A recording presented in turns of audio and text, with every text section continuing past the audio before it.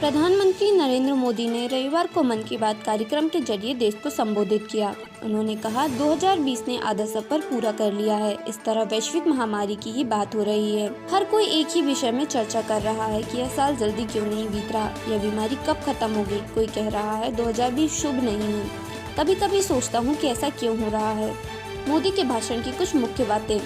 मोदी ने कहा, हमने हर संकट को पार किया है। संकट आते रहे, लेकिन सभी बाधाओं को दूर करते हुए नए सृजन किए हैं, नए साहित्य किए हैं, अनुसंधान किए हैं और सृजन किए हैं। मुझे देश की 130 करोड़ शक्तियों पर भरोसा है। हमारे पीछे महान परंपराओं की विरासत है।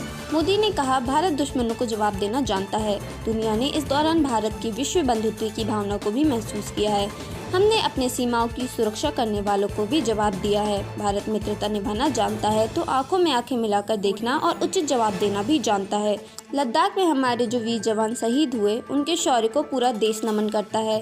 हर भारतीय इन्हें खोने का दर्द भी अनुभव कर रहा है। मोदी ने कहा, पुराने अनुभवों से हमें सीखना होगा। आज़ादी के पहले हमारा देश डिफेंस सेक्टर में दुनिया के कई देशों से आगे था। उस समय देश जो हमसे कहीं पीछे थे, वे आज आगे हैं। हमें अपने पुराने अनुभवों का लाभ उठाना चाहिए। मोदी ने कहा, किसानों को हर तरह की मदद देने की कोशिश करेंगे। कृषि में भी दशकों से लॉकडाउन में फंसी थी, इससे भी अनलॉक कर दिया गया है। इससे किसान अपनी फसल किसी को भी कहीं भी बेचने की आज़ादी मिल गई है।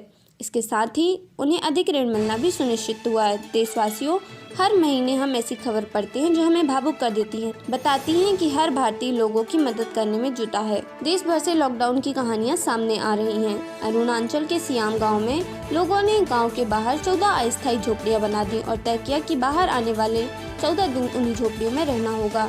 उन्हें सभी जरूरतों की चीजें उपलब्ध कराईं, जैसे कपूर आग तपने पर भी अपनी सुगंध नहीं छोड़ता, ऐसी ही आपदा में अच्छे लोग अपने गुण नहीं छोड़ते। मोदी ने कहा, बच्चे घर में दादा दादी का इंटरव्यू करें।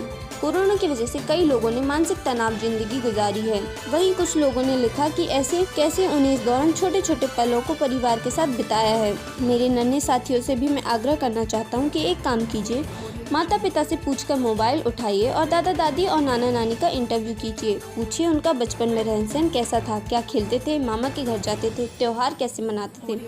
40-50 साल पीछे जिंदगी में जाना आनंददेह होगा। आपको तब की चीज़ें सीखने मिलेंगी और परिवार के लिए एक अमूल्य खजाना और वीडियो एल्बम भी बन जाएगा। मोदी ने कहा, पानी बचाएं, छोटी सी कोशिश का बड़ा नतीजा हो सकता है।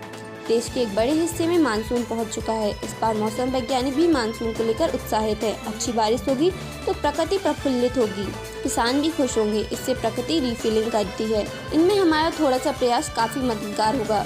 कर्नाटक के कामेगौड़ा जी ने बहुत ही असाधारण काम किया है। वे अपने जानवर चराते हैं और आसपास छोटे छोटे तालाब बनाने में जुटे हैं। अब तक वे 16 तालाब खोद चुके हैं।